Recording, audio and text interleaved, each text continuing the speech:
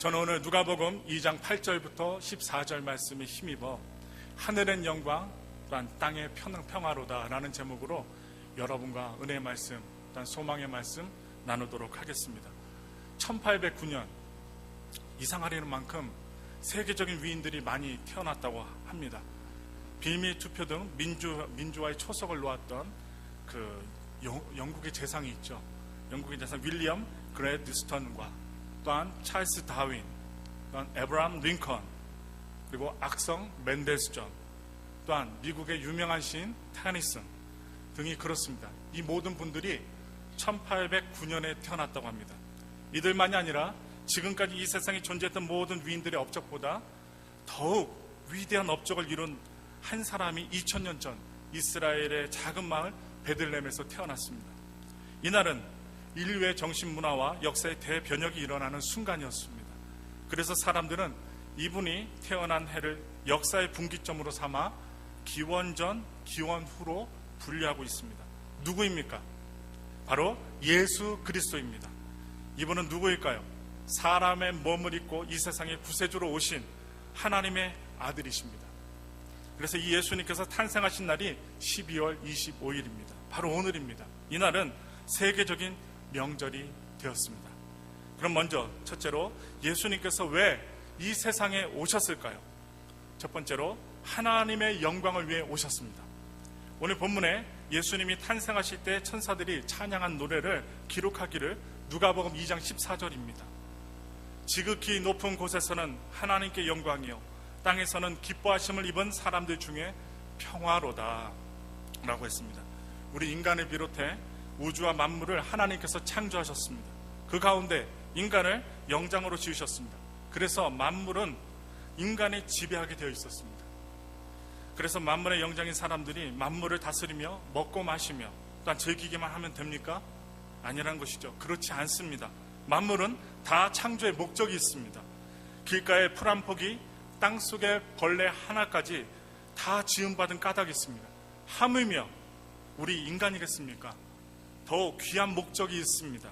그것은 하나님의 영광을 나타내기 위함입니다. 구약성경 이사야서 43장 7절에 말씀하기를 내가 내 영광을 위하여 창조한 자를 오게 하라. 그들을 내가 지었고 만들었느니라 하셨습니다. 그런데 사람들은 모두가 헛된 길에서 헛된 것만 추구할 뿐 인간 본연의 사명인 하나님께 영광을 돌려드리는 일에는 관심이 없었습니다. 목적 기능을 상실한 것입니다. 목적 기능을 상실했다는 것은 무엇일까요? 기계나 물건에 비유한다면 고장나 쓸모없는 것과 같습니다. 그러므로 이러한 인간 세상에 하나님의 영광을 위한 인간 본연의 삶의 모습을 보여주시고자 오늘 크리스마스 12월 25일 예수 그리스도께서 탄생하셨습니다. 그러므로 성경은 인간의 삶의 방향에 대해 말씀하시기를 고린도전서 10장 31절에 너희가 먹든지 마시든지 무엇을 하든지 다 하나님의 영광을 위하여 하라라고 하셨으며 또 말씀하시기를 빌립보서 1장 20절에 살든지 죽든지 내 몸에서 그리스도가 존귀히 되게 하려 하나니라고 하나님께서 우리에게 말씀을 주셨어요. 그러므로 예수 믿는다는 것은 우리의 소원이 이루어지기만 바라는 것이 아니라 하나님의 영광을 위해 살아가신 또한 살아계신 또 이 땅에 오신 예수님의 삶을 본받는 것입니다. 그래서 하나님의 영광을 위해 살아가는 사람들을 하나님은 사랑하시며 은혜를 베푸십니다. 마치 고장나지 않는 물건이나 기계를 아끼며 잘 관리하는 주인의 마음과 같이 우리를 관리해 주시고 구원해 주십니다. 두 번째 말씀입니다. 땅의 평화를 위해 예수님께서 오셨습니다. 예수님께서 탄생하실 때 천사들의 노래 가운데 누가복음 2장 14절의 말씀입니다. 지극히 높은 곳에서는 하나님께 영광이요 땅에서는 기뻐하심을 입은 사람들 중에 평화로다. 예수님은 이 땅의 평화를 위해 오셨습니다. 인간의 죄악으로 말미암아 하나님과 단절된 관계를 회복시키시고자 화평하도록 오셨습니다. 사람들은요 완벽치 못합니다. 뒤에서 거짓말도 하고요 어떻게 해요? 남을 험담하기도 합니다. 어떻게 해요? 자신의 얼굴은 낯뜨거우면서도 어떻게 합니까? 남을 낮추기도 합니다. 그런데 예수님은 그렇지 않습니다. 하나님과의 화평을 이룩한 사람의 삶의 증거는 그가 머무는 곳마다 평화가 있게 됩니다. 그래서 우리가 이렇게 함께 모여 예배를 드리는 것입니다. 가정이나 직장이나 교회나 어디서나 그렇습니다. 기독교는 평화의 종교입니다. 기독교가 전파되는 곳에는 노예 제도가 사라졌습니다. 이 미국도 마찬가지입니다. 기독교가 있는 곳에 양반과 상민, 남존여비가 사라졌습니다. 이처럼 예수님은 평화와 자유를 위해 오셨다는 것입니다. 그리스도를 본받고자 했은 성 프란시스코는 이렇게 기도합니다. 주여 나를 평화의 도구로 써주소서. 미움이 있는 곳에 사랑을, 상처가 있는 곳에 용서를, 분열이 있는 곳에 일치를, 의혹이 있는 곳에 믿음을 심게 하소서. 오류가 있는 곳에 진리를, 절망이 있는 곳에 희망을, 어둠이 있는 곳에 광명을, 슬픔이 있는 곳에 기쁨을 심게 하소서. 위로받기보다는 위로하며, 이해받기보다는 이해하며, 사랑받기보다는 사랑하며, 자기를 온전히 줌으로써 영생을 얻게 때문이니 주여 나를 평화의 도구로 써주소서. 우리 모두의 소원, 우리 모두의 기도가 되어야 하겠습니다. 여러분, 옆에 분들을 바라보시면서 다시 한번 인사하겠습니다. 예수님의 이름으로 축복합니다. 사랑합니다. 인사하겠습니다. Jesus' name is blessed. God bless you. 예. 외국인 분들과 함께 하니까 눈만 깜빡깜빡 하시니까요. 예. 이해가 잘 안 되실 겁니다. 그러나 그래도 함께 하시니 감사합니다. 두 번째입니다. 예수님은 어떻게 하나님의 영광과 땅의 평화를 이룩하셨습니까? 예수님의 일생 대변하는 도구 몇 가지가 있습니다.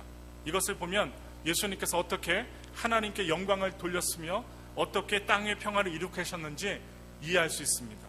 첫째가 말구유입니다. 말구유. 오늘 본문이 누가복음 2장 7절의 말씀에 맏아들을 낳아 강보로 싸서 구유에 누였으니 이는 사관에 있을 곳이 없음이러라 라고 기록되어 있습니다. 여러분, 그 당시는 많은 사람들이 고향을 찾아와 호적 정리를 하는 때였습니다. 먼저 찾아온 사람들이 이미 여관을 다 차지했고 만삭된 무거운 몸을 이끌고 먼 길을 힘겹게 찾아온 마리아와 요셉은 방을 구할 수가 없었습니다. 그러나 하나님께서는 방 한 칸 마련할 수 없어서 구유에 탄생하셨겠습니까? 아니라는 것입니다. 만일 천사를 동원하여 어느 권력자의 집이나 부자의 집을 찾아가 지시했더라면 어느 누가 감히 거절했겠습니까?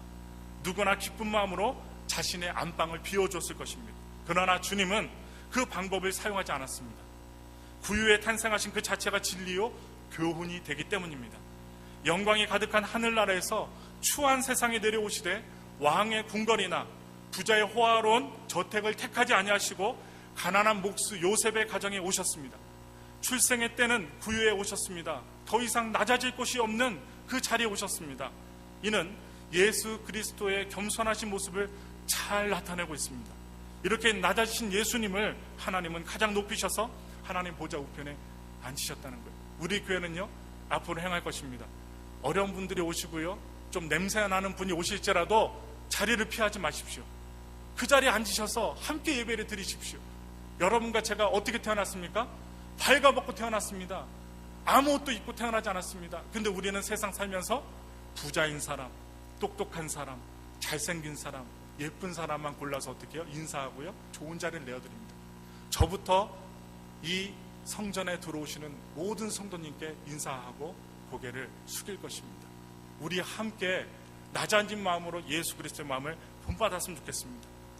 그래서 영광이 가득한 하늘나라에서 추한 세상에 내려오시되 낮은 자리에 오셨어요. 이는 예수 그리스도의 겸손한 모습을 잘 나타내고 있습니다. 이렇게 낮아지신 예수님을 하나님은 가장 잘 높이셔서 하나님의 보좌 우편에 앉히셨습니다. 이 지구상에서 예수 그리스도만큼 존귀하신 분, 섬김을 받는 분이 또 어디 있겠습니까? 낮아져 겸손하게 살아가는 것은 존귀함의 길이라고 하셨습니다. 성경에 말씀하기를 잠언서 18장 12절입니다. 사람의 마음의 교만은 멸망의 선봉이요 겸손은 존귀의 앞잡이니라. 또 말씀하시기를 젊은 자들아 이와 같이 장로들에게 순복하고 다 서로 겸손으로 허리를 동이라. 하나님이 교만한 자를 대적하시되 겸손한 자에게는 은혜를 베푸시느니라.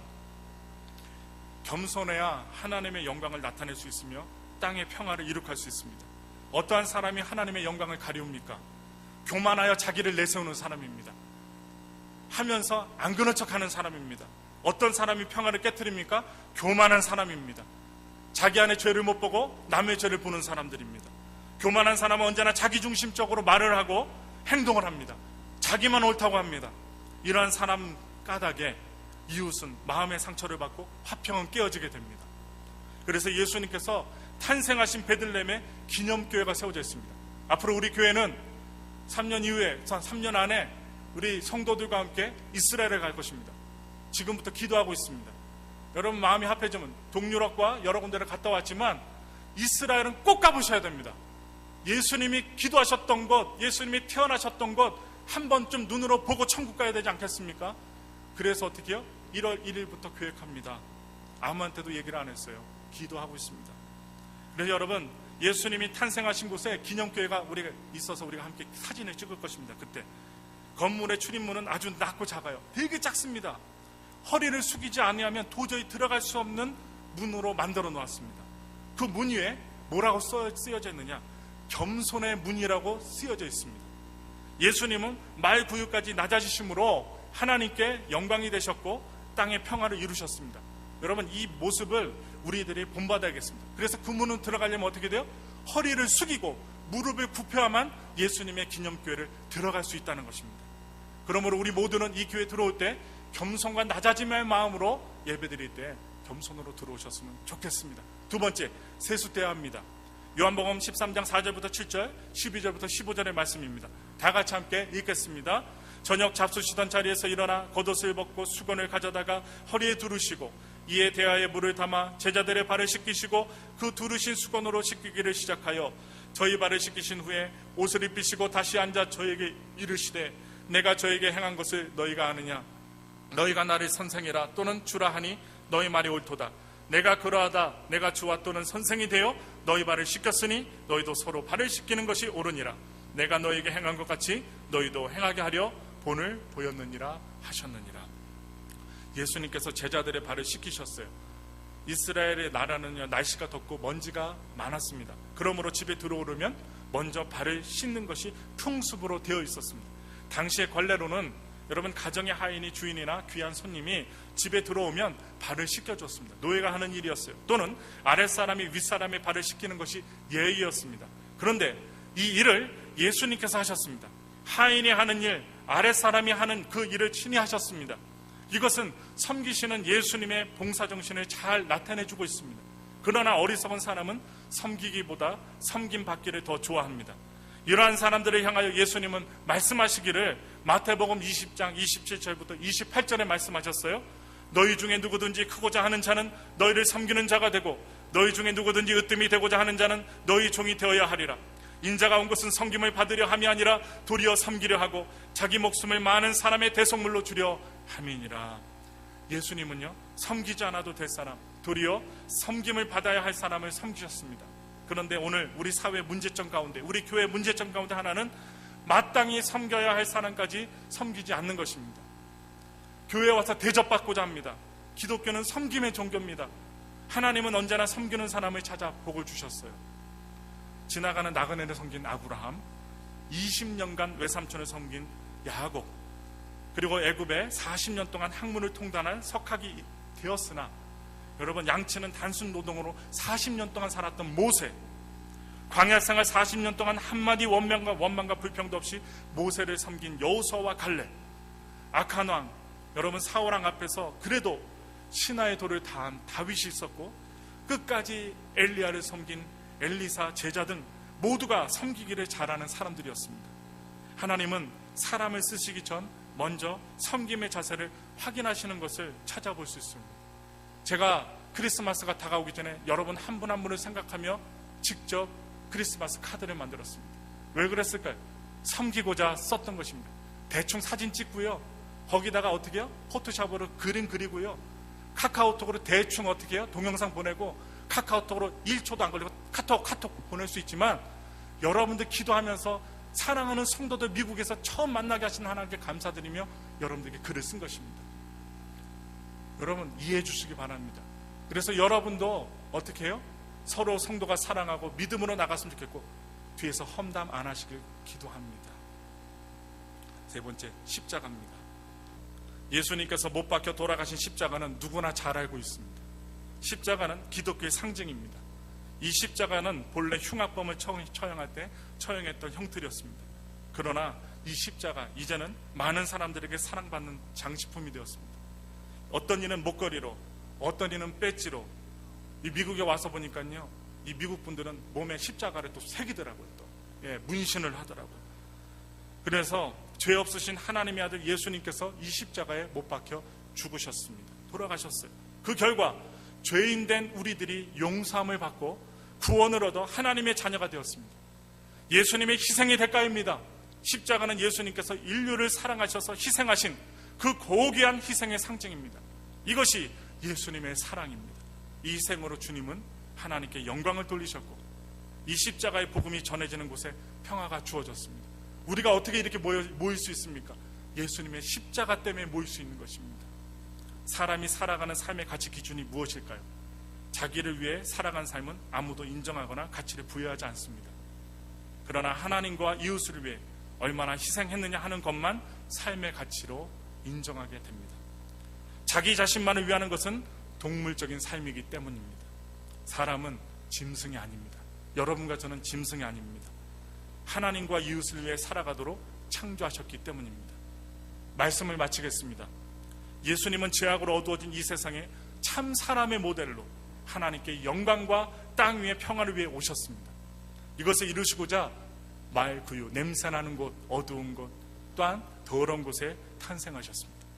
제자들의 발을 씻기며 섬기셨습니다. 십자가에 못 박힌 희생양이 되셨습니다. 오늘 성탄절을 맞이했습니다. 이 성탄절을 맞아 예수님께서 이 세상에 오신 목적과 그 본질을 보여준 삶을 본받고자 다짐하는 그 삶이 되기를 소망합니다. 우리는요, 너무나도 마음이 좁아요. 받기만을 원해요. 그리고 어떻게 해요? 높여지기만을 원해요. 저부터 노력하겠습니다. 여러분과 함께 땀을 흘리겠습니다.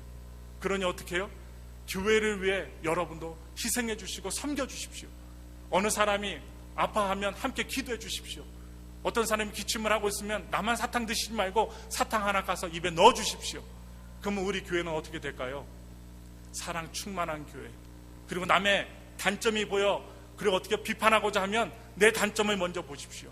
그러면 어떻게 될까요? 우리 교회는 사랑으로 충만케 될 것입니다. 오지 말라고 해도 옆에 엘파소 지병에 있는 많은 사람들이 이 교회에 나오지 말라고 해도 나와서 앉을 것입니다. 여러분, 그 예수님의 성탄절을 깊이 새기시고 낮아지고 겸손과 능력으로 승리하시길 예수님의 이름으로 축원합니다.